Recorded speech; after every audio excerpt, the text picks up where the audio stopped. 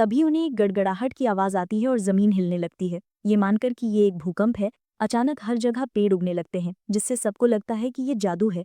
जबकि पूरा testing area अब पेड़ों से भर गया है, गैरी को समझ नहीं आ रहा कि क्या हो रहा है। जब सिल्विया बताती है कि कोई स्पेल कास्ट कर रहा है, तभी एक प्रॉक्टर खुद को दिखाता है और ऐलान करता है कि उनके टेस्ट का तीसरा स्टेज अब शुरू हो रहा है। जब सब इस सिचुएशन से हैरान रह जाते हैं तो प्रॉक्टर स्टूडेंट्स को उसके पीछे आने और उसके मूवमेंट्स को जितना हो सके उतना अच्छे से रेप्लिकेट करने का निर्देश देता है। तभी तीसरा स्टेज शुरू होता है। गैरी को विश्वास नहीं होता कि टेस्ट अभी शुरू हो रहा है। उसी पल प्रॉक्टर पहले से ही एक प्रभावशाली स्पीड से आगे बढ़ना शुरू कर देता है और स्टूडेंट्स उसका पीछा करते हैं। जबकि बेचारा डैन, जो अभी भी इससे इनकार कर रहा है, अपने क्लासमेट्स के इतना तेज होने के बारे में रोता है। गैरी अपने दोस्त को चैलेंज करता है कि वो आज उससे नहीं हारेगा और सिल्विया उसके पीछे चलती है, उसे पीछे छोड़ते हुए, क्योंकि कोई उसका इंतजार नहीं करेगा। दूसरी तरफ इंस्ट्रक्टर सोचता है कि वो शायद उन बच्चों पर कुछ ज्यादा ही सख्ती कर रहा है और शायद उसे इंतजार करना चाहिए। लेकिन जब वो पीछे देखता है तो वो बच्चों को अपने पास पहुंचते देखकर हैरान रह जाता है। प्रॉक्टर प्रभावित लगता है, जबकि गैरी अपने क्लासमेट मंक को बताता है कि वो उसके पास पहुंचने वाले ही क्योंकि वो शुरू से आगे था। प्रॉक्टर ने बच्चों को कम आंकने की गलती की थी और समझता है कि उन पर नरमाई बरतने की कोई ज़रूरत नहीं है। बच्चों को चैलेंज करता है कि अगर वो कर सकते हैं तो उसे पकड़ लें। इस बीच बच्चे प्रॉक्टर का पीछा करते हैं। रे मानता है कि वो इसमें अच्छा नहीं है क्योंकि पहले वो अपने चारों हाथों पैरों से चलता था। फिर वो उनकी दिशा में आते हुए तीरों को देखता है और सबको अलर्ट करता है। पता चलता है कि ये एक और प्रॉक्टर है जो उन पर तीर चला रहा है। लड़की प्रॉक्टर कहती है कि तीसरे स्टेज के प्रॉक्टर को इतना पीछे नहीं हटना चाहिए था क्योंकि बहुत ज़्यादा बच्चे हैं, लेकिन वो उसे आश्वासन देता है कि बच्चे काफ़ी अच्छे हैं और वो देखेगी। लड़की प्रॉक्टर फिर बच्चों को उसके पीछे आने का आदेश देती है, वरना वो उसे खो देंगे, सबको एक धनुष पकड़ने की याद दिलाते हुए। जब वो सब धनुष के बारे में सोचते हैं तो उन्हें एहसास होता है कि उन्हें चौथे स्टेज के लिए भी टेस्ट किया जा रहा है। जबकि गैरी सोचता है कि क्या वो उन्हें उनके धनुष से निशानेबाजी पर टेस्ट कर रहे हैं। वो उससे सहमत होती है और वो सब आगे बढ़ते हैं। चौथे स्टेज का प्रॉक्टर ऐलान करता है कि आगे जंगल में निशाने सेट किए गए हैं और वो उसके हस्तक्षेप के तहत 3 निशाने लगाने के बाद पास हो जाएंगे। तभी चौथा स्टेज आइज ऑफ प्रिसिजन शुरू होता है और अपना बंदा सोचता है कि उसे रेड बेल्ट मिलने से कोई दिक्कत नहीं है, लेकिन वो आखिरी भी नहीं आना चाहता। इसलिए वो थोड़ा शो ऑफ करने का फैसला करता है जब वो अपनी ड्रैगन आई एक्टिवेट करता है।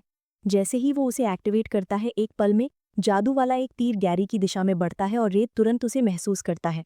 अपने दोस्त को रास्ते से धक्का देकर रे को एहसास होता है कि वो समय पर हमले से बच नहीं सकता, लेकिन किस्मत से एक और तीर उस पर हमला करने वाले तीर से टकरा जाता है। अपना बंदा खतरा महसूस करता है और सोचता है कि ये तीर एक मामूली टेस्ट के लिए बहुत मजबूत है क्योंकि ये एक क्लोज शॉट था। तभी उनके एक क्लासमेट मार्का उन्हें बचाती है और उनसे पूछती है कि क्या वो ठीक है। जबकि गैरी उसे धन्यवाद देता है और उसकी तारीफ करता है कि वो अच्छी है, मार्शा बड़बड़ाती है कि वो खुश है कि वो उनके पास थी, वरना उसे यकीन नहीं है कि वो ये कर पाती।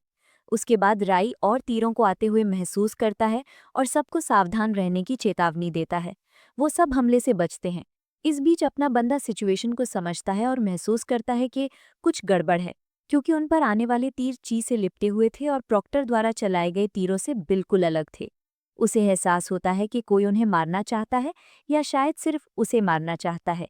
अचानक एक और तीर स्टूडेंट्स की दिशा में चलाया जाता है, लेकिन राय उसे देखता है और हमले को रोकने के लिए अपना तीर निशाना लगाता है।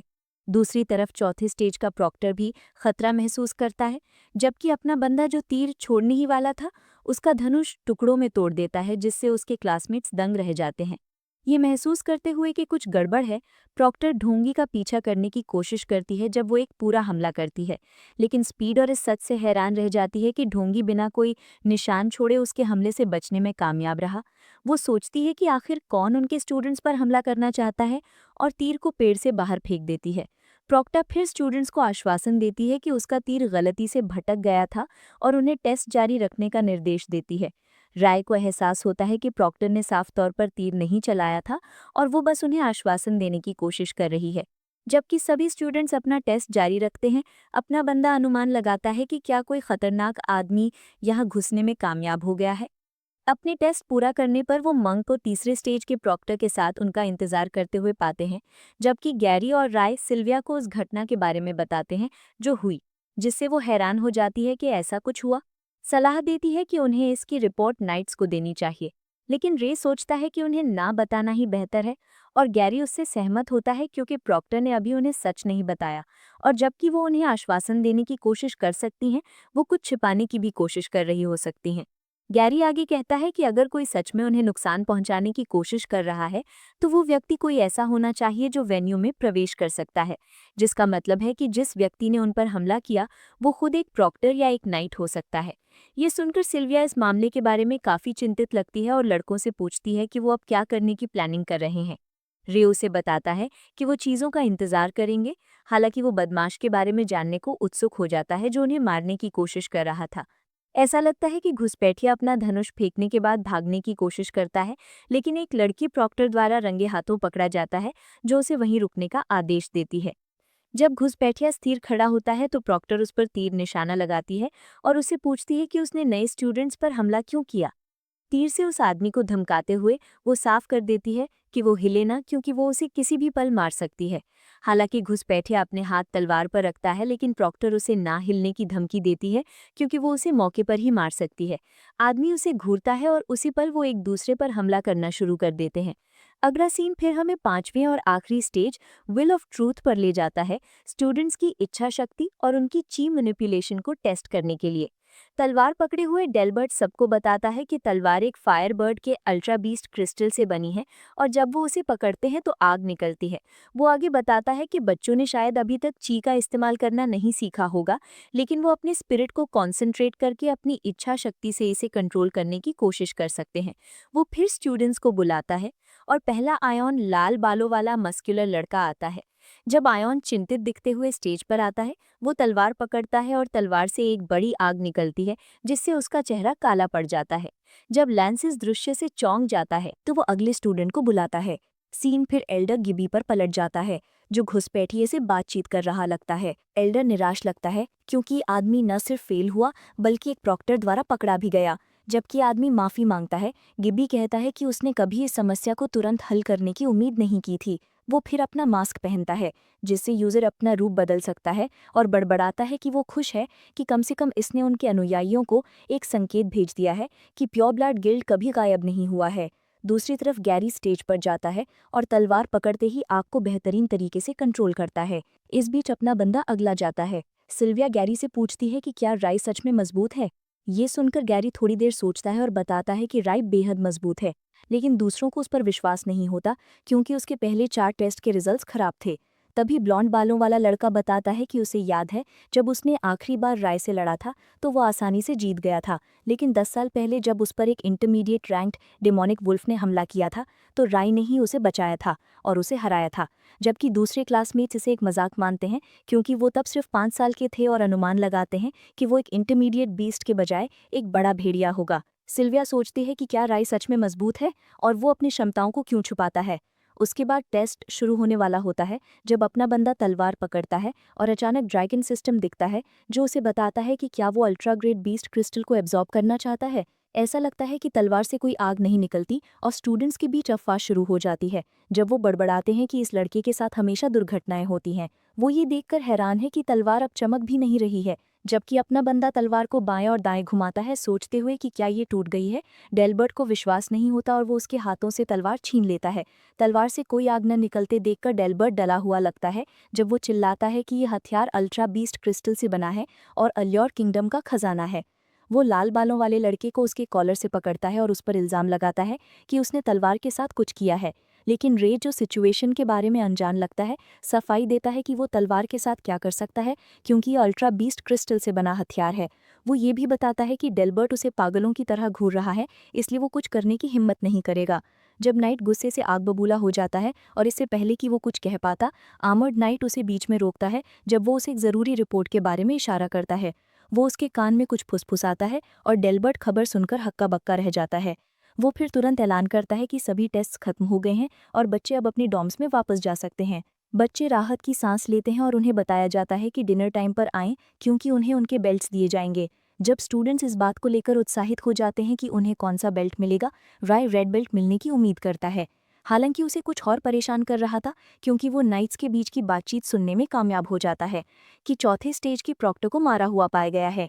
इसके अलावा विनफर्ड जो क्राइम सीन पर मौजूद था को आर्मर्ड नाइट्स द्वारा सूचित किया जाता है कि जब उन्होंने उसे पाया तो वो पहले ही मर चुकी थी। लेकिन जो उन्हें और भी ज्यादा हैरान करता है वो ये जानकर कि उसका शरीर अभी भी गर्म है, जो दर्शाता है कि उसे मारे हुए ज्यादा देर नहीं हुई है, जिससे वो सोचने पर मजबूर हो जाते हैं कि ऐसा कौन कर सकता है। नाइट फिर तुरंत एल्डर्स को सूचित करने का ऐलान करता है। अगला सीन हमें एल्डर्स की मीटिंग रूम में ले जाता है, जहां आर्मर्ड नाइट्स उन्हें लाश के बारे में सूचित करते हैं। वो बताते हैं कि प्रॉक्टर को एक ही हमले से मारा गया लगता है, जिसका मतलब है कि अपराधी काफी कुशल रहा होगा। गार्ड बताता है कि उन्होंने कुछ अजीब नोट किया, जो ये है कि घुसपैठियों के लिए सेट किए गए कोई भी अलार्म ट्रिगर नहीं हुए, जिस पर एक एल्डर जवाब देता है कि ये एक आंतरिक मामला लगता है, क्योंकि आखिरकार कुछ समूहों के बारे में हमेशा अफवाहें रही हैं। एल्डर सोचता है कि क्या ये प्योर ब्लड गिल्ड है या डार्क गिल्ड, जबकि दूसरे सोचते हैं कि ये बेहुदा है क्योंकि ग्रीन बेल्टेड नाइट्स के कैप्टन को एक एग्जाम में मारा गया, इसलिए उन्हें इस मामले की तह तक जाना चाहिए। हेड एल्डर के फैसले का इंतजार करते हुए कि वो उनके फैसले के बारे में क्या सोचते हैं। हेड उन्हें चेतावनी देता है कि इस घटना का एक भी शब्द इन दरवाजों के बाहर नहीं फैलना चाहिए, और नाइट कैप्टन्स को दोषी को ढूंढने के लिए जांच जारी रखने का आदेश देता है। जब डिनर का समय होता है, सभी स्टूडेंट्स अपने बेल्ट्स लेने के लिए इकट्ठे होते हैं और सब नर्वस हो जाते हैं। इस बीच गैरी और सिल्विया मार्शा बडवर्क नाम की एक लड़की से बात कर रहे लगते हैं, और सिल्वर हेड लड़की आखिरकार एक फीमेल रूममेट पाकर खुश हो जाती है। उसके सरनेम के बारे में चिंतित ब्लॉन्ड बालों वाला लड़का मार्शा से पूछता है कि क्या वो एन वुडवर्क को जानती है, और पता चलता है कि वो उसकी बेटी है। दूसरी तरफ रे उस प्रॉक्टर के बारे में अपने ख्यालों में डूबा हुआ था, जिसे मारा गया था, और अनुमान लगाता है कि ये निश्चित रूप से किसी आम आदमी ने नहीं किया, बल्कि हायर अप्स में से किसी ने किया है, सोचते हुए कि ये कमांडर्स या एल्डर्स हो सकते हैं। अपना बंदा अपने ख्यालों से बाहर निकलता है जब गैरी उसे बीच में रोकता है और उससे पूछता है कि क्या उसे उस एडवेंचरर याद है जिससे वो इतने साल पहले रेनी के रास्ते में मिले थे। वो उसे उस औरत के बारे में बताता है जिससे वो मिले थे। पता चलता है कि वो मार्था की माँ है, और सोचता है कि ये क्या इत्तेफाक है, लेकिन रे ने उसकी कोई बात नहीं सुनी लगती, जिससे गैरी उस पर गुस्सा हो जाता है और नोटिस करता है कि वो हाल ही में खोया खोया सा रह रहा है। इस बीच सिल्विया सोचती हैं कि क्या वो अभी भी उस व्यक्ति के बारे में सोच रहा था जिसने तीर चलाया था। गैरी उसके गाल को जितना जोर से हो सके उतना नोचता है, और तभी राय बड़बड़ाता है कि वो सोच रहा था कि 5वें टेस्ट में वो तलवार उस पर रिएक्ट क्यों नहीं की। अपना बंदा उन्हें ये बताने से बचाता है कि प्रॉक्टर को मार दिया गया है, क्योंकि इससे बात और भी खतरनाक हो जाती। जबकि गैरी उसके गाल नोचता है, सिल्विया को ये अजीब लगता है और कहती हैं कि राय कितना बदकिस्मत है। जैसे ही वो दूसरे टेस्ट में उसके साथ क्या हुआ उसके बारे में कुछ कहने वाली होती हैं, नाइट कमांडर्स मौके पर पहुंच जाते हैं। विनफर्ड ऐलान करता है कि वो उन्हें उनके नाइट बेल्ट्स देने जा रहे हैं, इसलिए वो स्टूडेंट्स को आगे आने का आदेश देते हैं जब उनके नाम बुलाए जाएंगे। पहला जिसे बुलाया जाता है वो है गैरी ब्लूब्लड, और जब वो कॉन्फिडेंस से हॉल से गुजरता है तो स्टूडेंट्स फुसफुसाते हैं कि वो उन सब में सबसे अच्छा था, भविष्यवाणी करते हैं कि उसे व्हाइट बेल्ट मिलेगा, जबकि कुछ कहते हैं कि जिसने सबसे अच्छा किया वो उनकी देवी मिस सिल्विया है, और दूसरे सोचते हैं कि उन दोनों को व्हाइट बेल्ट मिलेंगे। वहीं उनमें से कुछ लोग देवी सिल्विया के लिए चीयर करते हैं। वे निष्कर्ष निकालते हैं कि उन दोनों को व्हाइट बेल्ट्स मिलेंगे।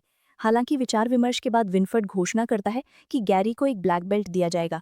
जब वो अपना बेल्ट लेता है तो ब्लॉन्ड लड़का निराश लगता है और उसके बारे में अफवाहें फैलने लगती हैं। उसके बाद इयान और सिल्विया को व्हाइट बेल्ट्स मिलते हैं, और कुछ स्टूडेंट्स हैरान हो जाते हैं जब वो लाल बालों वाले लड़के को व्हाइट बेल्ट मिलते हुए देखते हैं। जब रे टैलेंट को बुलाया जाता है तो सबको यकीन होता है कि उसे रेड बेल्ट मिलेगा। हालांकि उनके आश्चर्य के लिए अपने बंदे को ब्लैक बेल्ट मिलता है, जिससे वो पहले से भी ज्यादा हैरान रह जाता है। जबकि डैन रोता है क्योंकि वो अकेला है जिसके पास रेड बेल्ट है, क्योंकि उसके दोस्त मंक को ब्लैक बेल्ट मिला, और यहाँ तक कि जिसने सबसे खराब किया उसे भी ब्लैक बेल्ट मिला। दूसरा स्टूडेंट उसे सच्चाई का आईना दिखाता है और कहता है कि वो परिणाम नहीं बदल सकता। दूसरी तरफ अपना बंदा कंफ्यूज है क्योंकि उसे अपने टेस्ट्स में कम स्कोर के बाद ब्लैक बेल्ट मिलता है, और वो अनुमान लगाता है कि इसके पीछे कोई साजिश है। आखिर में नाइट कमांडर ऐलान करता है कि अब से वो अपने बेल्ट्स के रंग के अनुसार अलग अलग नाइट से ट्रेनिंग लेंगे। जब गैरी सोचता है कि ब्लैक बेल्ट किस लिए है, तो एक आदमी जो ब्लैक बेल्ट्स का इंस्ट्रक्टर लगता है एक सिगरेट पीता है और अपने स्टूडेंट्स के नाम की लिस्ट पकड़ता है। अपने ग्रुप में 2 रेड हेड्स को देखकर वो उम्मीद करता है कि वो उसे परेशानी में न डालें, और उन्हें भविष्य के ड्रैगन नाइट्स कहता है।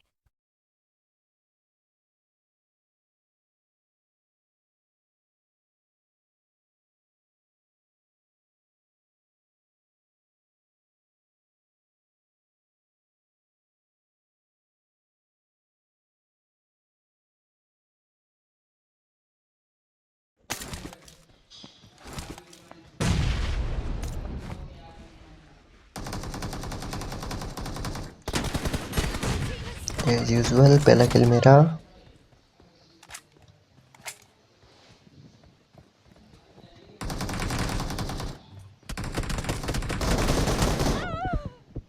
ओह, गया मैं।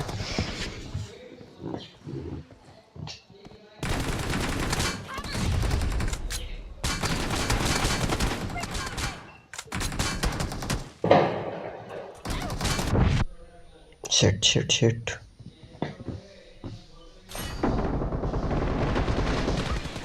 यप।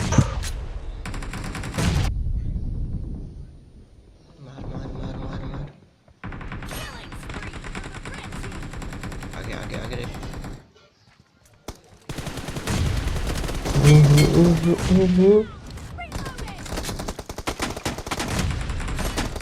भाई मार भाई मार भाई मार। Headshot headshot headshot.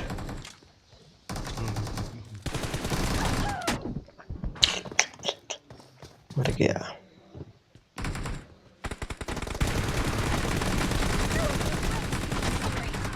Almost zero recoil.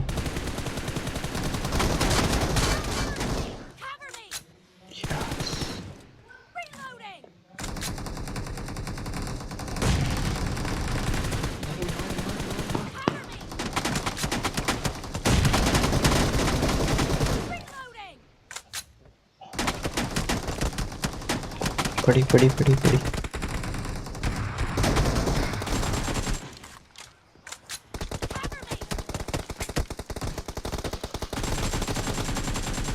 मैं गया मैं गया मैं गया मैं गया मैं गया मैं गया मैं गया बच गया मैं गया।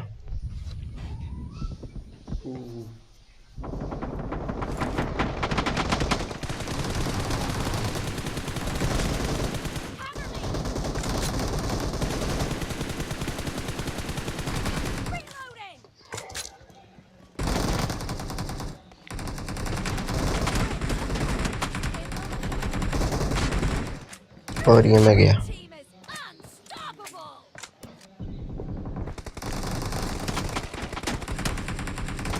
Boom boom boom. बच गया बच गया बच गया बच गया बच गया मर गया।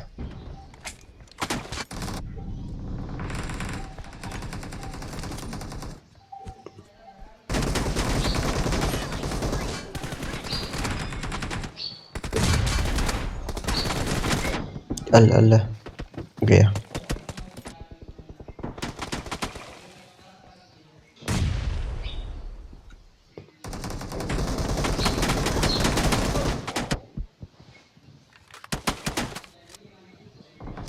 वन वे और guys.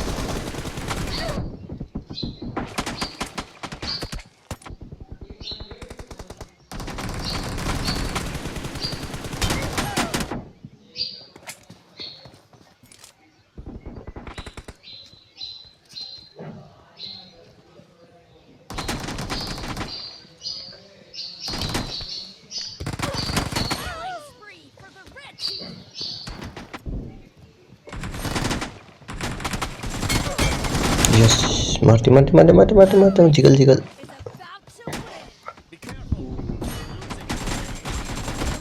Yes easy 1v1 easy 1v1।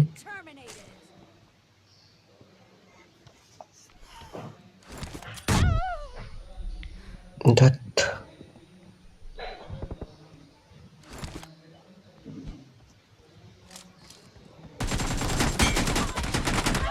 is even।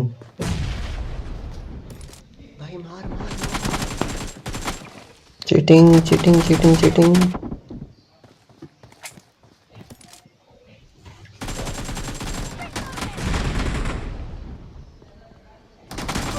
मैं गया।